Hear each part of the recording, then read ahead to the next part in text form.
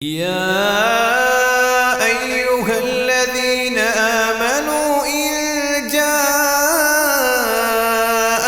فاسق بنبأ فتبينوا أن تصيبوا قوما بجهالة فتصبحوا على ما فعلتم نادمين۔ اللہ اکبر۔ بدعت کے بارے میں بات ہو رہی تھی کہ یہ راوی پر تان ہے با اعتبار عدالت کے، اور اگر وہ بدعتی کو اس کے اس فکر کی بنا پر جو مخالف اسلام ہے اور جو چیزیں امت کے ہاں متواتر ہیں عملاً اور فعلاً، عملاً اور روایتاً، جو ان کا انکار کرتا ہے، جس پر کفر کا علماء نے حکم لگایا ہے، اس کے علاوہ ہر بدعتی کی روایت قبول، بشرطے کہ وہ جھوٹ بولنے والا نہ ہو۔ اصل چیز میں عدالت ہے، کتاب بھی ہے تو اس میں بھی عدالت ہے، ضبط ہے، حفظ ہے تو اس میں بھی عدالت ہے۔ اگر حافظ ہے عادل نہیں ہے، اگر وہ ناسخ ہے عادل نہیں ہے، پھر بھی قابل قبول۔ پڑھ چکے ہیں آپ حفظ صدر اور حفظ کتاب، یہ دونوں چیزوں کو شامل ہے۔ اصل چیز حفظ ہے، یادداشت کے ساتھ کتاب ہے، دونوں لازم ملزوم۔ کتاب البتہ اگر مصنف سے پڑھے، محرر سے پڑھے، تو اس میں غلطی کا شاذ و نادر اس میں غلطی کا امکان ہے، ورنہ نسخہ در نسخہ کتاب سے پڑھیں تو اس میں اختلافات ہیں۔ آپ یہی دیکھ لیں جامع ترمذی کے نسخوں میں کتنا اختلاف، امام ترمذی کے کلام میں کتنا اختلاف، احادیث پر جو حکم ہیں ان کے بارے میں وہ شیخ شاکر رحمۃ اللہ علیہ کی جامع ترمذی کی 2 جلدوں کی تخریج وہ پڑھ کے دیکھ لیں۔ اب تو حسن حدیث پر 4 جلدوں پر ایک کتاب آئی ہے، اگرچہ وہ مکمل نہیں ہے ابھی۔ انہوں نے نسخوں کے بارے میں بہت سارا اختلاف کا ذکر کیا ہے، اور پرانا نسخہ جو ایک واسطے سے امام صاحب سے نقل کیا جاتا ہے کروخی کا، وہ ان کو ملا ہے۔ کہنے کا مقصد یہ ہے کہ محرر کتاب جو ہے اس نے تو خود لکھی ہے نا، اس کو پتا میں نے کیا لکھا ہے، اب کسی اور نے لکھا ہے، پھر اس سے کسی اور نے لکھا ہے، ان میں تسامح اور خطا اور غلطی کا امکان ہے۔ اسی طرح حافظ سے بھی غلطی ہو سکتی ہے، حفاظ سے اوہام نہیں ہے، حفاظ کرام کے اوہام ہیں نا، لیکن ان اوہام کو وہم ہی قرار دیا گیا ہے انسانی تقاضے کے مطابق۔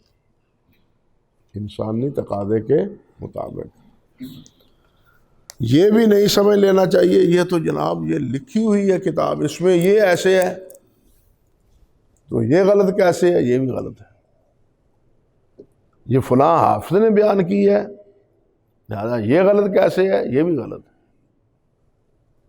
لیکن دونوں میں جو اصل مدار ہے وہ مصنف کے اصل نسخے پر ہے، نقل در نقل کے نسخے پر نہیں۔ اور قرآن مجید کا مدار تو اصل حفظ پر ہے، اس کا مدار حفظ پر ہے۔ علامہ ابن الجزری رحمۃ اللہ علیہ نے النشر میں لکھا ہے کہ قرآن مجید کی حفاظت کا جو ہے نا وہ مدار حفظ ہے، کتابت نہیں ہے، بلکہ پہلے دور میں قرآن مجید کی کتابت کا جو لکھی جاتی تھی اس کا تقابل حفظ سے کیا جاتا تھا۔ میں نے یہ لکھی ہے۔ اور بعض یہ واقعات بھی آپ پڑھیں گے کہ اس کو اس وقت تک قرآن کا حافظ نہیں کہا جاتا تھا جو اپنے حفظ سے قرآن نہ لکھے۔ دیکھ لیں، جو اپنے حفظ سے قرآن لکھے، پھر پتہ چلے کہ اس میں کیا غلطی کی ہے اور کیا اس نے خطا کی، واقعی صحیح ہے، اس کو یاد ہے۔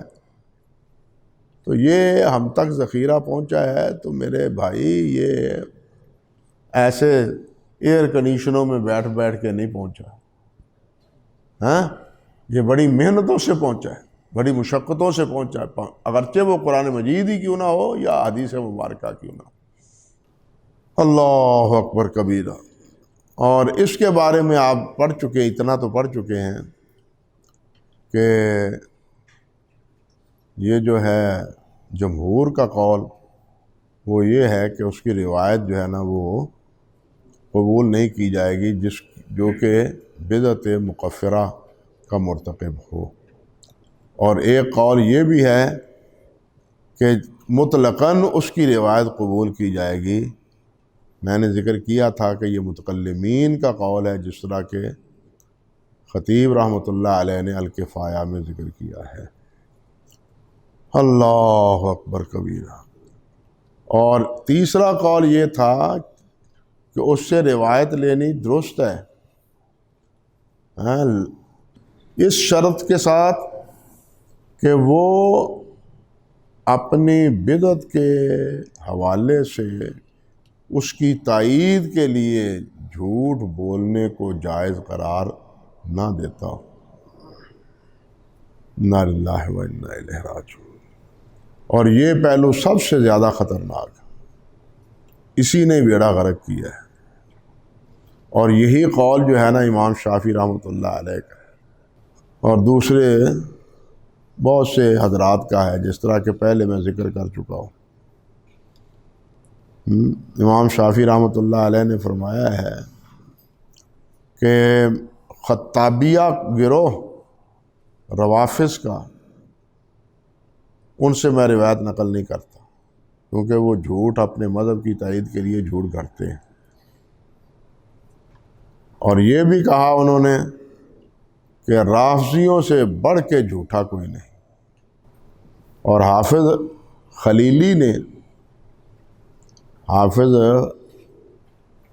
خلیلی رحمۃ اللہ علیہ نے الارشاد میں لکھا ہے،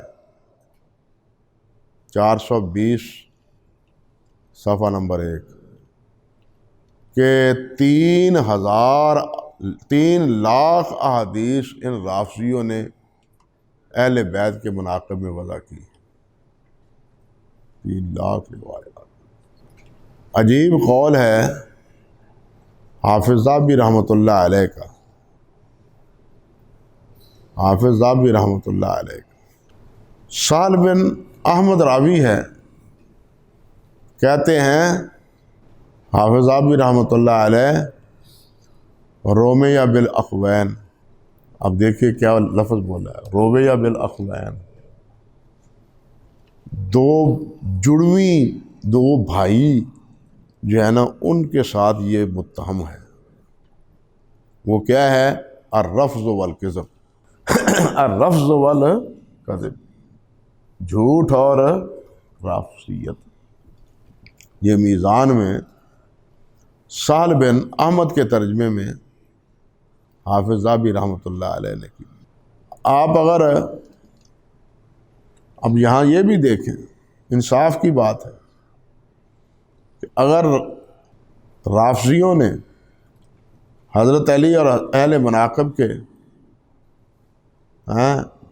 باب میں احادیث کو وضع کیا ہے، تو کیا اہل سنت نے اس کے مقابلے میں حضرت ابو بکر کی اور حضرت عمر فاروق کے مناقب میں احادیث کو وضع نہیں کیا؟ وضع کیا۔ آپ ابن جوزی رحمۃ اللہ علیہ کی موضوعات دیکھ لیں، انہوں نے جہاں حضرت علی کے بارے میں موضوعات کا تذکرہ کیا ہے، وہاں حضرت ابو بکر اور حضرت عمر کے بارے میں موضوعات کا، لیکن یہ فرق ضرور ہے کہ حضرت علی کے مناقب میں جھوٹی روایات کا دائرہ زیادہ ہے نسبتاً حضرت ابوبکر کے، وہاں بھی یہی صورتحال ہے۔ اب اس کا یہ مطلب تو نہیں، اب اہل سنت بدعتی تو نہیں ہے نا، لیکن اہل سنت ہو کے وہی کام کریں پھر وہ مقبول ہے؟ نہیں۔ ہم اہل بدعت کو تو لتاڑیں کہ انہوں نے جناب مذہب کے لیے یہ کیا ہے، تو اگر اہل سنت اپنے مذہب کے لیے اپنے موقف کے لیے وضع کریں تو وہ انہوں نے کون سا اچھا کام کیا؟ انہوں نے بھی تو اچھا کام نہیں کیا۔ اللہ اکبر کبیرہ۔ اور یہ بات بھی میں آپ سے عرض کر چکا ہوں کہ امام ابو داود رحمۃ اللہ علیہ نے فرمایا ہے کہ سب سے کم جھوٹ بولنے والے خوارج ہیں۔ یہ علی الاطلاق صحیح نہیں، کیونکہ خارجی بھی یہ شغل کرتے تھے، یہ شغل یا یہ عمل خارجی بھی کرتے تھے۔ ایک خارجی پکڑا گیا، وہ توبہ تلہ اس نے کی، تو اس نے کہا کہ جب ہم چاہتے تھے اپنے موقف کے لیے حدیث بیان کر لیتے تھے۔ یہ بات سخاوی نے فتح المغیث میں نقل کی، فتح المغیث میں۔ اللہ اکبر۔ حافظ کہتے ہیں رحمۃ اللہ علیہ، اور بھی بہت سے مباحث ہیں، چھوڑتے ہیں آگے چلتے ہیں۔ وَالتحقیق أَنَّهُ لَمْ يُرَدُّ كُلُّ مُكَفِّرٍ بِبِدْعَتِهِ، لیکن تحقیقی بات یہ ہے کہ ہر وہ بدعتی جس پر اس کی بدعت کی وجہ سے کفر کا حکم لگایا جاتا ہے یا لگایا گیا ہے، ہر ایسے بدعتی کی روایت جو ہے نا وہ مردود نہیں ہوگی، رد نہیں کی جائے گی۔ اوپر آئی ہے نا بات کہ اگر جمہور کے نزدیک جس کی روایت حد کفر تک ہو یا جس کی بدعت حد کفر تک ہو، اس کی روایت قابل قبول ہے۔ لیکن حافظ کہتے ہیں یہ بھی قول جو ہے نا وہ علی الاطلاق ہے، اگرچہ جمہور کا موقف ہے لیکن نہیں۔ فرماتے ہیں لِأَنَّ كُلَّ طَائِفَةٍ تَدَّعِي أَنَّ مُخَالِفِيهَا مُبْتَدِعٌ، اس لیے کہ جتنے بدعتی ہیں اکثر و بیشتر کا حال یہ ہے کہ وہ اپنے مد مقابل کی تکفیر کر رہے ہیں۔ مد مقابل کی کیا کرتے ہیں؟ تکفیر کرتے ہیں۔ وَقَدْ تُبَالِغُ فَتُكَفِّرُ مُخَالِفَهُ، اور جب وہ مبالغہ کرتے ہیں تو اپنے مخالف کو کیا کہتے ہیں؟ کافر کہتے ہیں۔ فَلَوْ أُخِذَ ذَلِكَ عَلَى الْإِطْلَاقِ، اگر مطلقاً یہ بات قبول کر لی جائے، اس کو لے لیا جائے، لَاسْتَلْزَمَ تَكْفِيرُ جَمِيعِ الطَّوَائِفِ، چلو تو پھر جتنے بدعتی گروہ ہیں ان تمام کی تکفیر ہوگی، وہ سب کافر ہوں گے۔ اس کو یہ کافر کہہ رہا ہے، اس کو یہ کافر کہہ رہا ہے، اس کو یہ کافر کہہ رہا ہے۔ خارجی ہیں وہ سب کو کافر کہتے ہیں، ہاں، حتیٰ کہ صحابہ کرام کو کافر کہتے ہیں، اور خارجیوں کو بھی بعض کافر کہتے ہیں۔ یہ بڑا مسئلہ خطرناک ہے۔ ہمارے بعض جذباتی حضرات کہتے ہیں کہ خارجی کافر، کس بنا پر کہ حدیث میں آتا ہے نبی علیہ الصلوۃ والسلام نے فرمایا یمرقون من الدین، وہ دین سے نکل جائیں گے، لہذا وہ تو کافر ہے۔ مگر حضرت علی سے تو پوچھے جن کو وہ کافر مشرک کہتے تھے، حضرت علی تو ان کو کافر نہیں کہتے تھے، حضرت علی تو ان کو کافر نہیں کہتے۔ اور یہ ایک اور جھگڑا ہے، کیا ذکر کروں آپ سے، بات نکل جاتی ہے کہ حضرت علی کو قتل کرنے والا وہ بھی کافر ہے یا نہیں، یہاں تک بات پہنچتی۔ کون تھا؟ عبد الرحمن۔ یہ عبادہ بن صامت کا شاگرد تھا، قرآن اس سے پڑھا تھا مصر، اور مسجد کا قاری تھا اور بچوں کو تعلیم قرآن مجید کی دیتا تھا۔ اللہ اکبر، مگر بہک گیا۔ ہدایت اللہ تعالیٰ کے اختیار میں ہے، اور اس نے فمن کانت ہجرتہ الی امرأۃ فہجرتہ الی ما ہاجر الیہ، ایک عورت کے جھانسے کی بنیاد پر تو اس سے نکاح کروں گی جب علی کو قتل کرو گے۔ پتہ ہے اس بات کا؟ عورت کے جھانسے سے، فمن کانت ہجرتہ الی امرأۃ فہجرتہ الی ما، عورت باعث بنی۔ فتنہ ہے، نبی علیہ السلام نے فرمایا نا، ہر امت کا ایک فتنہ ہے، اور میری امت کا فتنہ کیا ہے؟ عورت ہے، اور دوسرا مال ہے۔ میری امت کا فتنہ عورت ہے اور مال، یہ فتنہ بھی عورت نے کھڑا کیا۔ تو عبد الرحمن بن ملجم کو مارا گیا، قتل کیا گیا، ٹکڑے ٹکڑے کیا گیا، حتیٰ کہ سب سے آخر میں اس کی زبان کو کاٹا گیا، اس کی آنکھوں میں گرم سلائیاں ڈالی گئی اور آنکھیں بہہ رہی تھیں، اور وہ اللہ کا ذکر کر رہا تھا۔ اور پھر جب زبان کاٹنے لگے تو کہنے لگے اب مجھے افسوس ہوا ہے کہ میری زبان اب اللہ کے ذکر سے رک جائے گی۔ جب قتل ہو رہا تھا وہ ذکر کر رہا تھا۔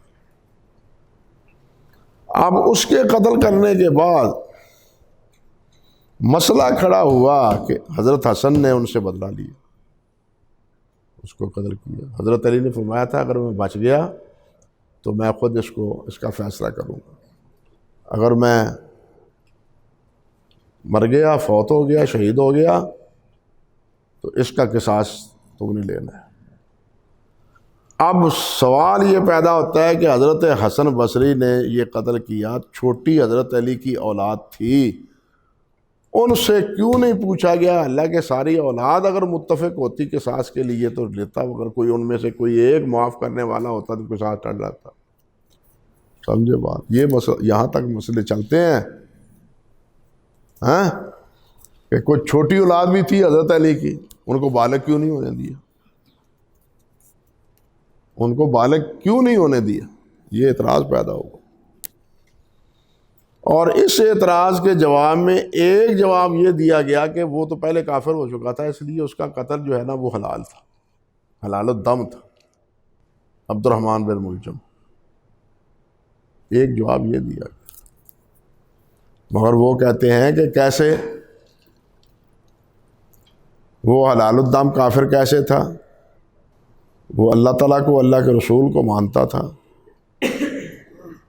وہ حلال الدم نہیں تھا۔ لیکن دوسرا گروہ اس کا جواب یہ دیتے ہیں کہ وہ حلال الدم تھا،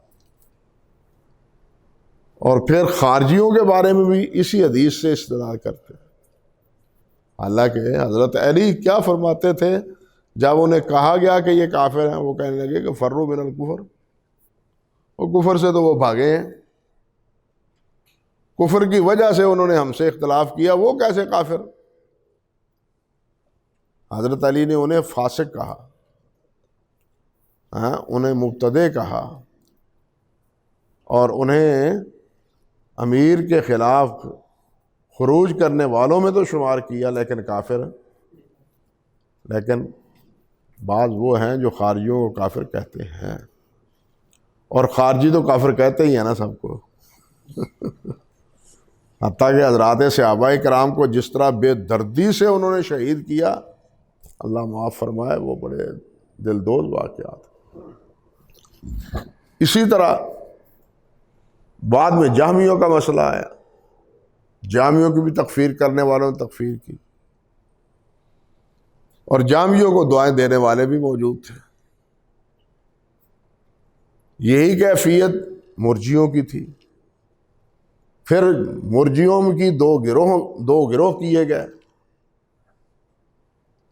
تو اسی وجہ سے حافظ رحمۃ اللہ علیہ نے یہ جو میں نے تفصیل ذکر کی ہے، حافظ کے اس کلام کا خلاصے کا مفہوم یہ ہے کہ ہر گروہ اپنے کے علاوہ دوسروں کو کیا کہتا ہے؟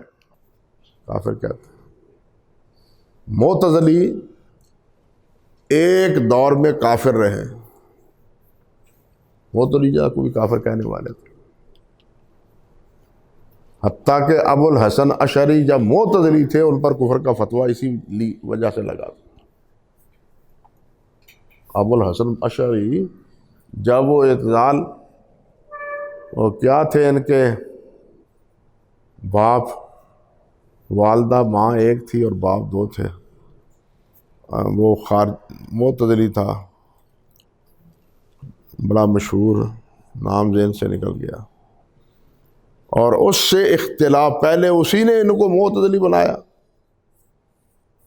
لیکن پھر ایک مسئلے کی بنیاد پر، تقدیر کے مسئلے پر، کیونکہ معتزلہ تقدیر کے منکر ہیں، تقدیر کے مسئلے پر بحث کرتے ہوئے امام ابو الحسن اشعری رحمۃ اللہ علیہ اعتزال سے جو ہے نا وہ دستکش ہو اور کہہ گیا کہ ھذا فراقی بینی و بینک، یہ میرے اور تمہارے درمیان تفریق۔ اللہ اکبر کبیر۔ تو معتزلہ کو بھی کافر کہا جاتا تھا۔ آپ کیا دیکھیں حضرت میاں صاحب رحمۃ اللہ علیہ پر جو الزام ہیں ان میں سے کیا الزام؟ یہ معتزلی ہے اور معتزلی کافر، دور کی کیا بات کریں، یہ قریب کا دور دیکھ لیں۔ کیا کہا جاتا تھا؟ الزام کیا تھا کہ نذیر حسین کیا ہے؟ معتزلی ہے، اور عرب میں سب اس دور میں معتزلی کو کافر کہتے تھے، اس لیے وہ کہتے تھے کہ معتزلی ثابت کر کے ان پر قتل کا فیصلہ صادر کروائیں۔ سمجھے بات یا نہیں؟ تو یہی بات تو حافظ کہہ رہے ہیں کہ ہر ایک دوسرے کو کافر کہتا تھا، تو پھر تو جناب امت میں مسلمان ہی کوئی نہیں ہے، امت میں کوئی مسلمان ہے نہیں۔ کافر بنانا آسان ہے، کافر کو مسلمان بنانا مشکل۔ کسی مسلمان کو کافر بنانا یہ آسان ہے، لیکن کسی غیر مسلم کو مسلمان بنانا وہ مشکل۔ لیکن آج کے دور میں ایک بات یہ دیکھیں، آج کے دور میں وہ لوگ جو حق کی تلاش میں ہیں اور وہ کافر ہیں، کچھ ہیں پڑھے لکھے، جب وہ قرآن کا مطالعہ کرتے ہیں تو مسلمان ہو جاتے ہیں، قرآن کا مطالعہ کرتے ہیں تو مسلمان ہوتے ہیں۔ لینن کی ملاقات نہیں ہوئی تھی مولانا عبید اللہ سندھی سے، روس جب یہ گئے تھے، ملاقات نہیں ہوئی، اس کے نمائندے سے ملاقات ہوئی، تو مولانا نے فرمایا تھا کہ تمہارا جو معاشی نظام ہے وہ اسلام کے قریب تر ہے، اسلام کے قریب تر ہے، تو آپ اسلام کو قبول کریں اور باقی جو اسلام کے احکام ہیں ان کی بھی تنفیذ کریں۔ تو اس نے آگے سے یہ جواب دیا تھا کہ ٹھیک ہے آپ جو فرما رہے ہیں ٹھیک ہے، لیکن اس کا نمونہ پیش کریں۔ کوئی اس وقت نمونہ ہے عالم اسلام میں مسلمانوں کی حکومت کا؟ کوئی نمونہ نہیں۔ اس وقت عالم اسلام ہے لیکن اسلامی حکومت وہ نہیں، کہیں بھی نہیں ہے۔ آپ نام رکھ لیں مولوی صاحب اسلامی جمہوریہ پاکستان، تو وہاں اسلام نہیں ہے بلکہ اسلام سے بغاوت ہے۔ یہی صورتحال باقی عرب ممالک کی بھی، اسلام نہیں ہے وہاں شاہی نظام میں جو کچھ ہو رہا ہے، اللہ انہیں ہدایت عطا فرمائے۔